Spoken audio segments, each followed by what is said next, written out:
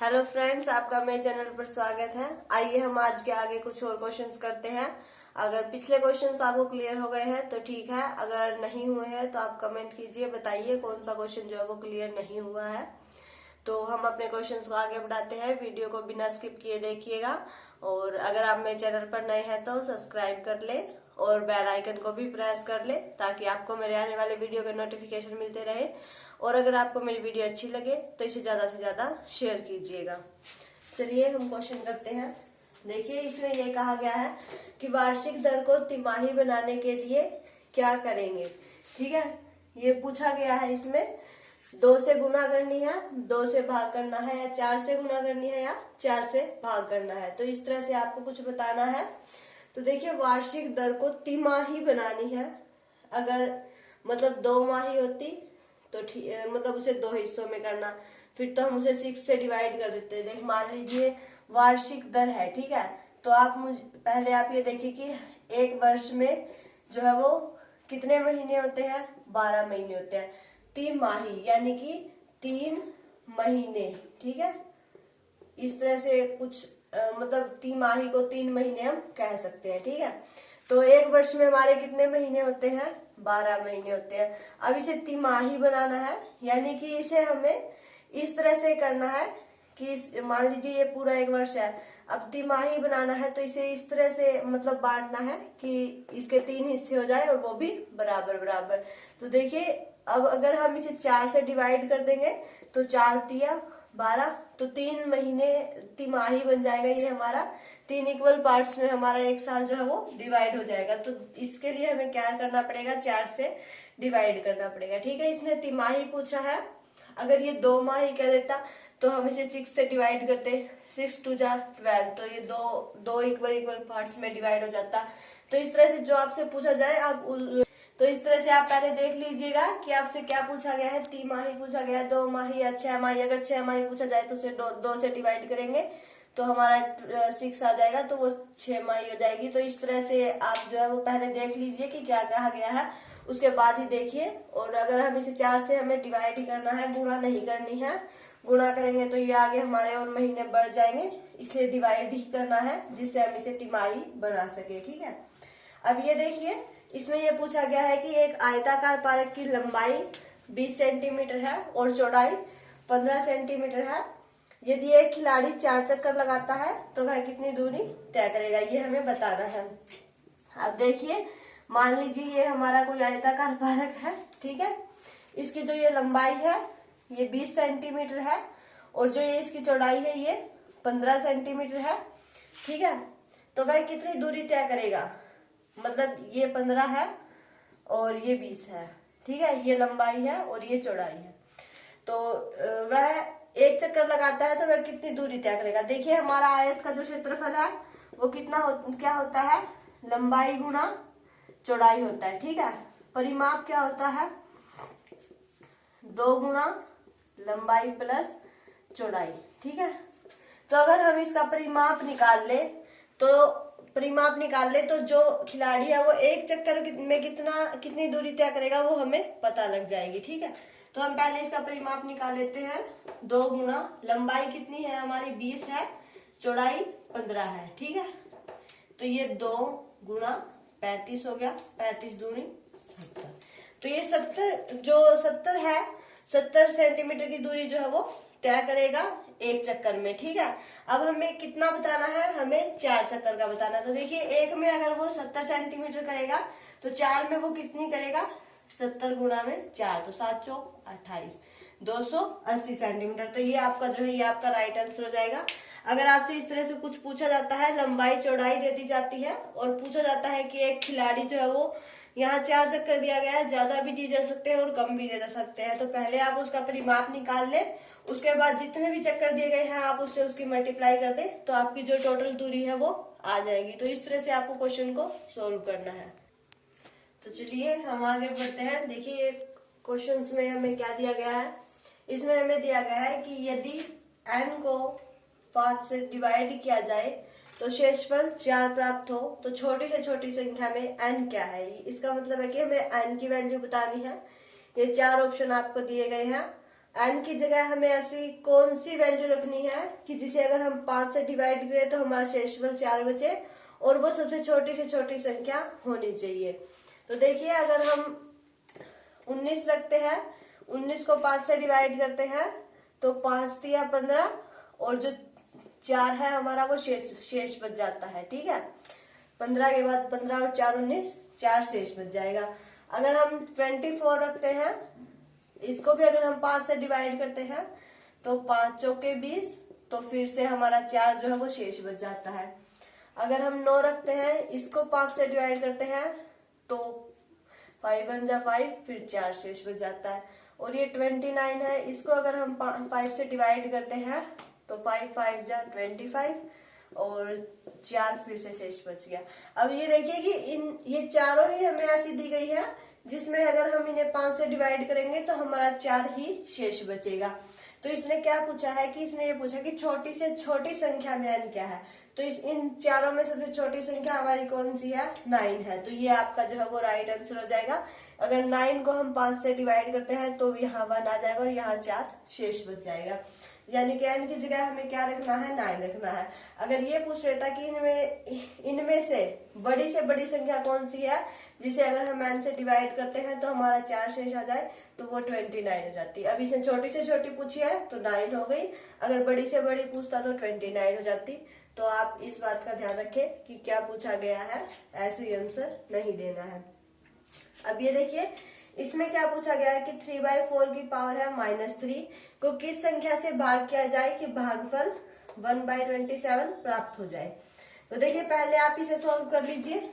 3/4 है, इसकी पावर -3 दी गई है। पहले जो ये पावर है इसे हम पॉजिटिव बना लेते हैं। मैंने आपको पहले भी वीडियो में बताया था कि अगर हम इसे पलट लेंगे तो ये हमारी पावर जो है वो पॉजिटिव हो जाएगी। ठीक है, तो पहले हमने क्या कर लिया, इसकी जो पावर है इसे पॉजिटिव बना लिया। अब आप इसे सॉल्व कर लीजिए। देखिए 4 की भी क्यूब है और नीचे हमारा 3 का भी क्यूब है। ठीक है, तो यहाँ 64 आ गया हमारा और यहाँ 27 आ गया। ठीक है, अब इसने क्या पूछा है कि किस संख्या से भाग किया जाए कि भागफल हमें 1/27 प्राप्त हो। देखिए 1/27 प्राप्त हो यानी कि 27 है हमारा, यहाँ पर हमारा क्या बनना चाहिए, 1 बनना चाहिए। यानी कि अगर हम इसे 1/64 से मल्टीप्लाई कर देते हैं तो ये इससे कैंसिल हो जाएगा और 1/27 हमारा जो है वो आंसर आ जाएगा। ठीक है, तो इसे हम किस से डिवाइड करें, 64 से। अगर मल्टीप्लाई करना होता तो 1/64 से करते, लेकिन डिवाइड करना है तो किससे करेंगे, 64 से करेंगे। देखिए 64 से डिवाइड करेंगे तो ये हमारा 64/27, और मान लीजिए इसके नीचे 1 है, इसे हम ऐसे पढ़ते हैं तो ये 1/64 हो जाएगा। इससे ये क्या है, कैंसिल, तो 1/ हमारा 27 जो है वो आंसर आ जाएगा। तो इसका भी आपको ध्यान रखना है। इसने ये कहा है कि संख्या से भाग किया जाए, भाग किया जाए तो 64 से। अगर ये कह देता है कि किस संख्या से मल्टीप्लाई की जाए तो 1/64 से हम मल्टीप्लाई करते तो हमारा 1/27 आ जाता। तो आप इस तरह से पहले देख लीजिए, पहले इसकी जो पावर है वो पॉजिटिव कर लीजिए, उसके बाद इसे सोल्व कर लीजिए, फिर देख लीजिए कि 1/27 कैसे आएगा। उसी तरह से आप इसे गुणा या भाग जो करना है वो कर लीजिए। चलिए देखिए हम ये क्वेश्चन सॉल्व करते हैं। इसमें हमें क्या बताना है, इसमें ये बताना है कि ये जो द्विघात समीकरण हमें दी गई है इसके गुणनखंड क्या होंगे। तो देखिए मैंने आपको इसके 2 तरीके बताए थे। या तो आप इसे सॉल्व कर सकते हैं ऐसे, मान लीजिए इन दोनों की मल्टीप्लाई कितनी होगी हमारी, 9 8 72 होगी। तो हमें यहाँ पर ऐसा कोई 2 नंबर चूज करने हैं जिनकी अगर हम मल्टीप्लाई करें तो 72 हो, और अगर हम उन्हें ऐड या सब्ट्रैक्ट करें तो हमारा 89। ऐसे 2 नंबर आपको चूज करने हैं। या तो आप उसे उस मेथड से कर सकते हैं, लेकिन वो जो है यहाँ पर अगर 1 होता तो ज्यादा इजी होता वो वाला मेथड। अगर यहाँ पर 1 नहीं है तो आप इसे इस फॉर्मूले से सोल्व कर लीजिए, -b + (√b² - 4ac/2a। अगर आप इस फॉर्मूले से इसे सोल्व करेंगे तो आपका जल्दी और इजी तरीके से सोल्व हो जाएगा और आपको कोई दिक्कत नहीं होगी। अब आप ये सोचेंगे कि B, A और C इसमें क्या है। तो देखिए ये हमारा A होता है, ये B होता है और ये C होता है। तो A हमारा कितना हो गया, 8 हो गया, बी हमारा कितना है, -18 है और सी 9 है। अगर यहाँ पर माइनस है तो माइनस साथ में लेना है, यहाँ माइनस होता तो यहाँ भी माइनस आता। ठीक है, माइनस को भी साथ लेकर चलना है, नहीं तो गड़बड़ हो जाएगी। अब इसे इस फॉर्मूले में रख दीजिए, n इज इक्वल टू, अगर हमें x यहाँ पर n की जगह x दिया होता तो आप यहाँ पर x कर लेते। अब n दिया गया है तो आप यहाँ पर n कर लीजिए, कंफ्यूजन नहीं होगी। तो देखिए n माइनस b है -18, यानी कि माइनस और -18। ठीक है, plus minus root of b का स्क्वायर यानी कि -18 का स्क्वायर -4, a हमारा कितना है 8 है और c 9 है। ठीक है, बाय 2 इंटू a हमारा कितना है 8 है। ठीक है, इसे इस तरह से हमने फॉर्मूले में लगा लिया। अब इसे आगे सॉल्व कर लीजिए, माइनस माइनस प्लस। ठीक है, 18 प्लस माइनस रूट ऑफ, अब यहाँ पर 18 का स्क्वायर है तो पहले 18 का स्क्वायर सॉल्व कर लीजिए।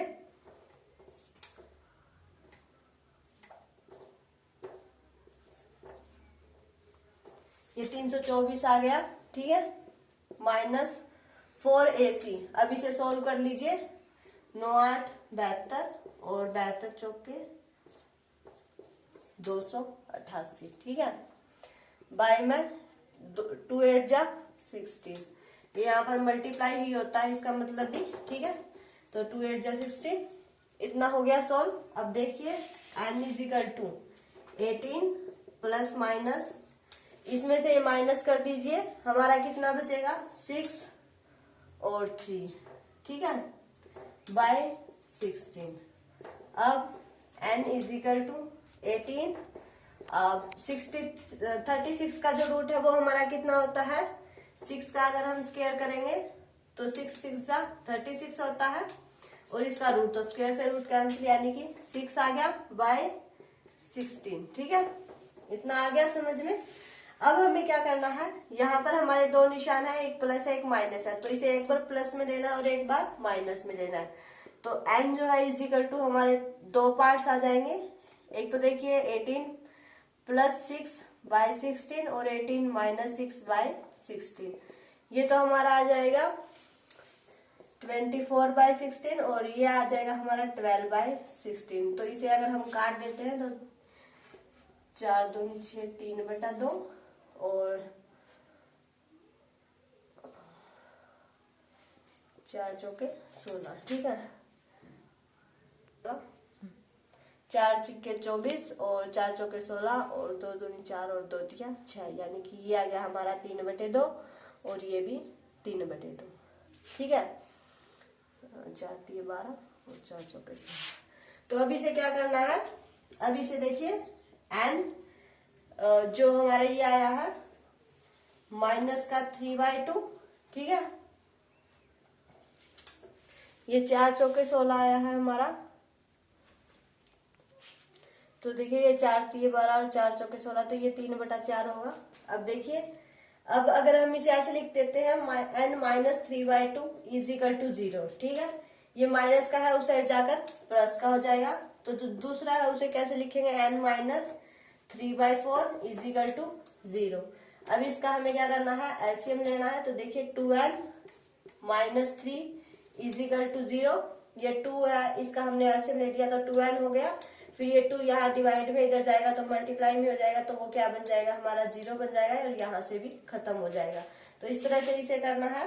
तो ये हमारा 4n minus 3 is equal to 0 हो जाएगा, यानी कि ये दो रूट आपके ऐसे बन गए जिनकी अगर आप मल्टीप्लाई करोगे तो वो जो द्विघात समीकरण है उसके गुणनखंड आपके बन जाएंगे। तो ये दो रूट आपके ये रहे, तो ये आपका जो है वो राइट आंसर होगा। देखिए अगर यहाँ पर अगर आपका 1 होता तो आप वैसे दो नंबर सोच के करते तो वो आपका ज्यादा आसान रहता, लेकिन यहाँ पर अगर आपका 1 नहीं है, अगर आप इसे 1 बनाएंगे तो यहाँ बाय में जो है वो रकम आ जाएगी, तो आपको ज्यादा दिक्कत होगी। तो आप इस फॉर्मूले से सॉल्व करेंगे तो आपका जल्दी हो जाएगा और कुछ गड़बड़ भी नहीं होगी। इससे आप आसानी से इसके रूट जो है वो बता सकते हैं। तो आपको जो आंसर ठीक लगे आप वो कर लीजिए। तो इससे आपका ये आंसर आ गया, ये आपका जो है वो राइट आंसर है। देखिए हम एक क्वेश्चन करते हैं, इसमें क्या दिया गया है कि यदि एक बेलन की ऊंचाई 21 सेंटीमीटर है तो उसका आयतन और वक्र पृष्ठ क्षेत्रफल बराबर है, तो उसका संपूर्ण पृष्ठ क्षेत्रफल होगा। देखिए बेलन जो है वो आपका ऐसे कुछ होता है, ठीक है।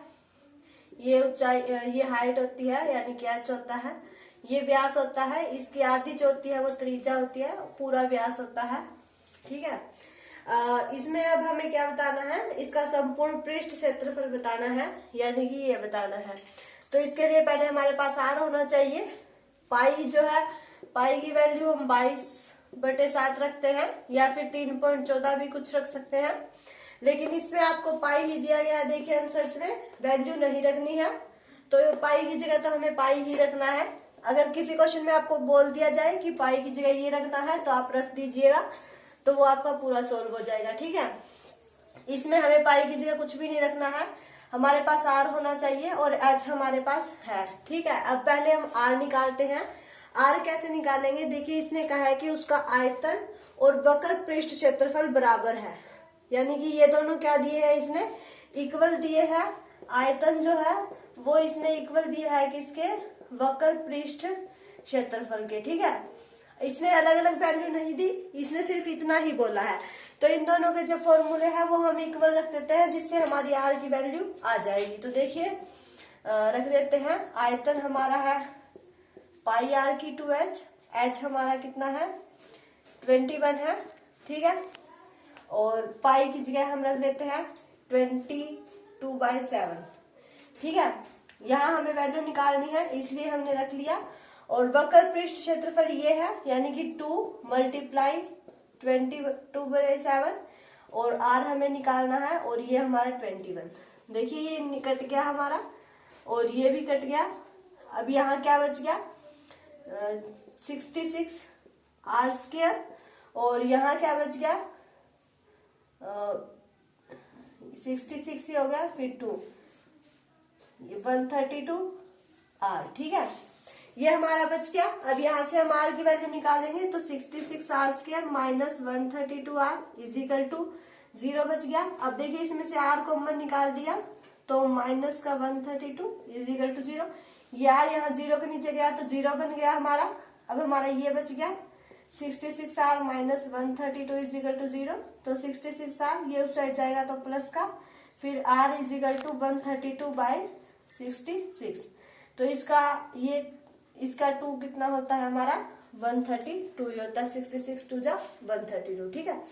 तो r की वैल्यू हमारी कितनी आ गई, 2 आ गई। तो अब हम इसका संपूर्ण पृष्ठ क्षेत्रफल देखिए क्या होता है, 2πr bracket r plus h, ये आपका r है, ठीक है। ये होता है, r की वैल्यू हमें मिल गई, h हमारे पास है, पाई एज इट इज रखना है।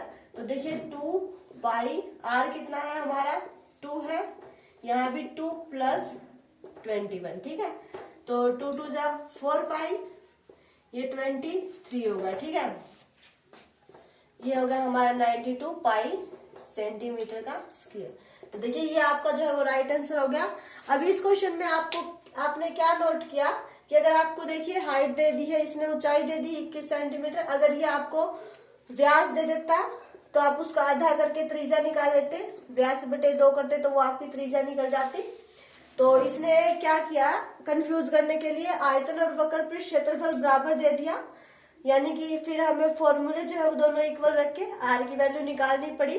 तो उसके लिए आपको पाई की वैल्यू का भी पता होना चाहिए, जो हम 22/7 रखते हैं, ठीक है। उसके बाद संपूर्ण पृष्ठ क्षेत्रफल निकलेगा। अगर आप सीधा यूज करके निकालेंगे तो आपका नहीं निकलेगा, क्योंकि आपके पास आर की वैल्यू नहीं है। पहले आपको आर की वैल्यू निकालनी पड़ेगी। आर की वैल्यू के लिए ही इसने ये लाइन जो दी है कि आयतन और जो वक्र पृष्ठ क्षेत्रफल है वो बराबर है, यानी कि उससे हमने जो है वो आर की वैल्यू निकाल ली, उसके बाद ही इस फॉर्मूले में रखा, तभी हमारा जो है ये क्वेश्चन सोल्व हुआ है। तो आपको पहले पूरा क्वेश्चन पढ़ना है कि क्या दिया गया है और क्या निकालना है उस फॉर्मूले में रखने के लिए।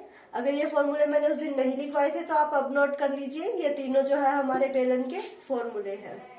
देखिए सारे क्वेश्चन जो है फॉर्मूले पे ही बेस्ड होते हैं, तो आप पहले फॉर्मूले अच्छे से याद कर लीजिए ताकि आपको क्वेश्चन करने में कोई दिक्कत ना हो। अगर आपको फॉर्मूले याद है तो आप आसानी से कर सकते हैं, आपको पता लग जाएगा कि आपको इसमें क्या दिया गया है और आपको क्या निकालना है। पाई की वैल्यू मैंने आपको बता दी है क्या रखनी है। अगर आपको मेरी वीडियो अच्छी लगे तो इसे लाइक कीजिए, ज्यादा से ज्यादा शेयर कीजिए, और जो वीडियो में मैंने क्वेश्चन करवाए हैं वो आप सारे के सारे करके देख लीजिएगा, कहीं कुछ गड़बड़ ना हुई हो, और आपको जो है वो क्लियर भी हो जाएंगे अच्छे से। अगर आप करके देखेंगे तो प्रैक्टिस करेंगे तो आपको फॉर्मूले भी याद हो जाएंगे साथ के साथ। और अगर आप मेरे चैनल पर नए हैं तो इसे सब्सक्राइब करके बेल आइकन को प्रेस कर ले, ताकि आपको मेरे आने वाले वीडियो के नोटिफिकेशन जो है वो मिलते रहे और आप अपने एग्जाम की तैयारी को जारी रख सकें।